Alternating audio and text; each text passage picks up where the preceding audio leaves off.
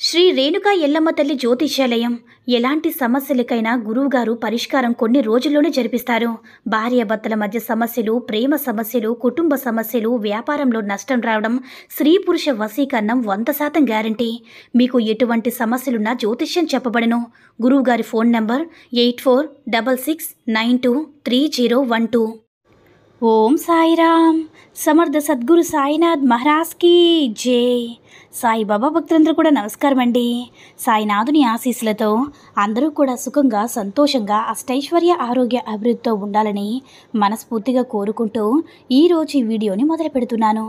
ఈరోజు వీడియో ఏంటంటే, సమయం లేదు బిడ్డ, నన్ను నీ తండ్రిగా భావిస్తే ఈ విభూతిని తాకు, ఊహించిన శుభవార్త వింటావు అని మన బాబాగారు అయితే ఈరోజు మనకి చాలా అద్భుతమైనటువంటి సందేశంతో అయితే మన ముందుకు వచ్చారండి. మరి మన బాబాగారు ఈరోజు మనకి ఎలాంటి సందేశం అందించాలి అనుకుంటున్నారో ఆయన మాటల ద్వారానే తెలుసుకుందాం. ఆయన మాటలు వినే ముందుగా ఈ వీడియో కనుక నచ్చినట్లయితే లైక్ చేసి షేర్ చేయండి. మరిన్ని వీడియోస్ కోసం మన ఛానల్ని సబ్స్క్రైబ్ చేసుకొని మాకు కొంచెం సపోర్ట్ చేయండి. మరి మన బాబాగారి సందేశం ఏంటంటే, బిడ్డ, నీ మనసు నిలకడగా ఉంచమ్మా. నీ మనసు నిలకడగా లేక నువ్వు ఎంతలా సతమతమైపోతున్నావో నాకు తెలుసు. నువ్వు బయటికి నవ్వుతూ కనిపిస్తున్నావు, కానీ ఎవ్వరికీ తెలియని నీలో ఉన్న బాధంతా కూడా నాకు మాత్రమే తెలుసు బిడ్డ. అందరికీ కూడా నువ్వు ఎలా ఉన్నావంటే, తనకేం బాధలున్నాయి, తనకేం బాధలు లేవు, చక్కగా నవ్వుతూ అలా తిరిగేస్తుందని అందరూ అనుకుంటున్నారు.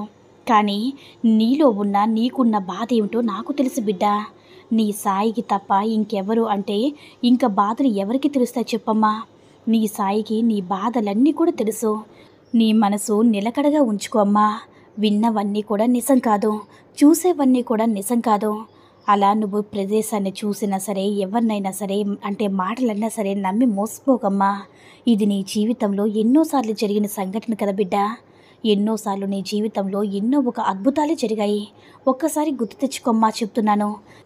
నువ్వు అడిగావు కదా బిడ్డ, నా జీవితంలో ఇక విలువైనవి రావా బాబా, నా జీవితం అంతా కూడా చీకటిమయంగా ఉంది, నన్ను ఆదుకునేవారు ఎవరూ లేరు, ఆదరించేవారు ఎవరూ లేరు, నా అనేవాళ్ళు నా చుట్టూ ఉంటేనే నన్ను మోసం చేస్తున్నారు తండ్రి, నన్ను పట్టించుకోవడం లేదు, నేను ఇష్టపడే వాళ్ళు కూడా నేనంటే నచ్చక వాళ్ళు నాకు వ్యతిరేకంగా మారుతున్నారు, నా జీవితంలో ఎందుకలా జరుగుతుందని ఆలోచిస్తున్నావు కదా బిడ్డ. ఇంతకుముందు నీ జీవితంలో జరిగిన కొన్ని సంఘటనలు ఒకసారి నువ్వు మనస్ఫూర్తిగా తెలుసుకొని ఒకసారి గుర్తు చేసుకో బిడ్డ. ఎందుకంటే నీ జీవితంలో నువ్వు పడ్డ కష్టాలు ఎలా అయితే తొలగిపోయాయో అవన్నీ కూడా నేనే తొలగించానమ్మా. అదేవిధంగా ఇప్పుడు నువ్వు పడుతున్న కష్టం, బాధ, కన్నీరు ఏదైతే ఉందో అదేవిధంగా నేను తొలగిస్తానని చెప్తున్నాను కదా. ప్రతి దానికి కూడా సమయం, సందర్భం అనేది ఉంది. నువ్వు నీ బాబాని తలుచుకుంటే ఒక్క నిమిషం విని చాలు, నా జీవితాన్ని మార్చగలవు కదమ్మా, నా తలరాతను మార్చగలవా బాబా. ఇంకా ఎన్ని రోజులు ఇలా ఒంటరిగా కూర్చుని గదిలో కన్నీరు పెట్టుకోవాలి బాబా. నువ్వంతా చూస్తూనే ఉంటావు, నాతో మాట్లాడుతూ ఉంటావు, ఫోన్లో నాకు మెసేజ్లు అందిస్తూ ఉంటావు, నేను ఏదైతే అనుకుంటానో దానికి నువ్వు సమాధానం కూడా పంపుతావు. మరి అదంతా కూడా చూస్తున్నావా, అన్నీ చేస్తున్నావు కదా. నా జీవితంలో నా తలరాత ఎందుకు మార్చలేకపోతున్నావు, ఎందుకు మార్చట్లేదు బాబా అని అడుగుతున్నావు కదా బిడ్డ.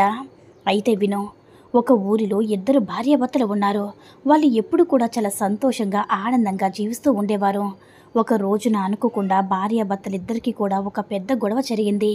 ఆ గొడవ ఎందువల్ల జరిగిందంటే, అబ్బాయికి ఉన్న ఫ్రెండ్స్ వల్ల, ఇంకా తన కుటుంబం సర్కిల్ వల్ల వాళ్ళు చెప్పిన మాటలు విని ఏదైతే ఉందో తన భర్తను కొట్టి తిట్టడం అయితే జరిగింది. అదే విధంగా జరగడంతో తన భర్తకి తన భార్య మీద కోపం, చిరాకు తప్ప ప్రేమ అనేది ఎక్కడ కూడా కనిపించలేదు. అప్పటిదాకా ఉన్న ప్రేమ తనని అంతలా ఆదరించినా సరే ఆ భార్య ప్రేమను ఏం చేశారో, ఎలా మర్చిపోయారని చెప్పి, తన భార్య ప్రేమ విలువేమిటో అతనికి తెలియాలని చెప్పి అతనికి ఒక పరీక్ష పెట్టాడు. అదేమిటంటే, అతనికి ఒక అనారోగ్యం అనేది వచ్చింది. అనారోగ్యానికి ముందు ఒక కష్టకాలం వచ్చింది. తనకు సరైన జాబ్ అయితే ఫస్ట్ ఉండేది, కానీ ఇప్పుడు ఆ జాబ్ అనేది పోయింది. ఇంకా ఇల్లు గడవడానికి ఇంకా బయట అప్పులు చేయడంతో, దానికి వడ్డీలు కట్టడంతో కొంత కష్టం అనేది అనుభవించారు. ఇంకా అనుకోకుండా తనకి అనారోగ్యం కూడా రావడం అయితే జరిగింది. ఇంకా ఆ కష్టకాలంలో కొన్ని రోజులైతే ప్రతి క్షణం కూడా తన భార్య మాత్రమే పక్కన ఉండి కంటికి రెప్పలా కాపాడుకుంటూ తన నెత్తిపైన మొయ్యాల్సిన బాధ్యత ఏదైతే ఉందో తన భార్య తీసుకొని, బాధ్యత, అప్పుల బాధ్యత మొత్తం కూడా తన భార్య బాధ్యత తీసుకొని ఆ సమయం ఆ దేవుడికి ఇచ్చాడని తను అర్థం చేసుకున్నాడు. మేము ఎంతో సంతోషంగా ఉన్న జీవితంలో ఎవరో చెప్పిన మాటలు విని నా భార్యని కొట్టాను, తిట్టాను, ఎంతగానో నిన్ను అవమానించాను.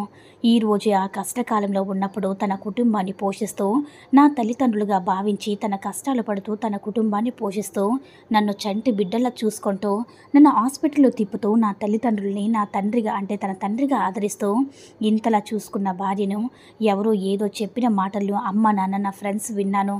అప్పుల్లో ఉన్నప్పుడు ఎవరూ కూడా నాకు సహాయం చేయడానికి రాలేదు. నిన్ను కష్టకాలంలో అంటే అనారోగ్యంతో మంచం మీద ఉన్నప్పుడు కూడా ఒకరోజు కూడా చూడడానికి ఎవరూ రాలేరు.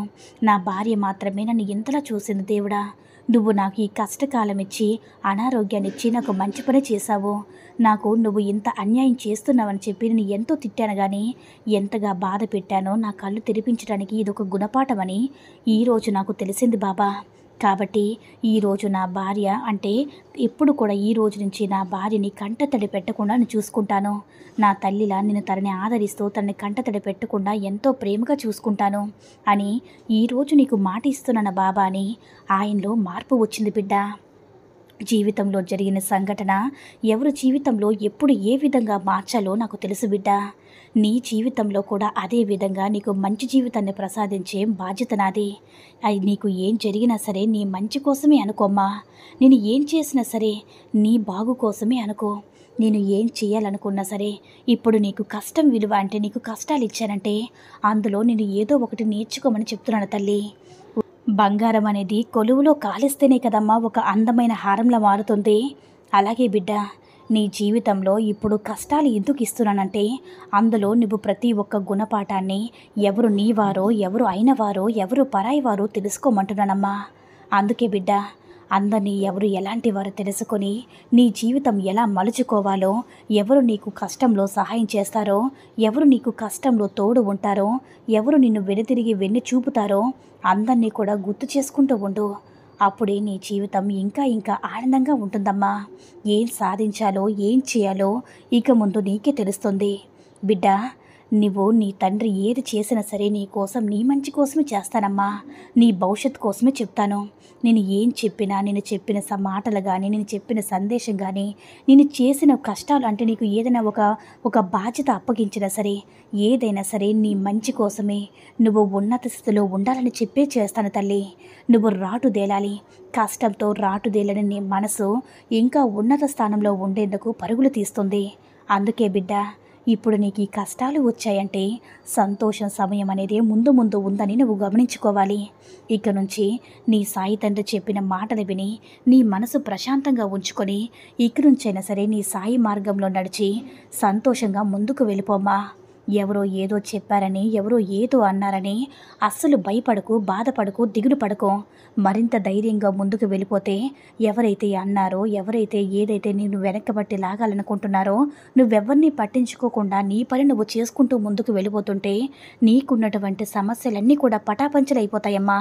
నేను నీకు మాటిస్తున్నాను కదా, ఇక నుంచైనా సరే ధైర్యంగా సంతోషంగా ఉండు అని మన బాబాగారైతే ఈరోజు విభూది తాకిన వారందరికీ కూడా చాలా అంటే చాలా అద్భుతమైనటువంటి సందేశాన్ని అయితే అందించారండి. సాయి మహిమల ద్వారా వచ్చిన ఈ సందేశం మీ అందరికీ కూడా నచ్చిందని అనుకుంటున్నాను. ఈ వీడియో కనుక నచ్చినట్లయితే లైక్ చేసి షేర్ చేయండి. మరిన్ని వీడియోస్ కోసం మన ఛానల్ని సబ్స్క్రైబ్ చేసుకుని మాకు కొంచెం సపోర్ట్ చేయండి. సర్వే జన సుఖినో భవంతు. జై సాయిరామ్.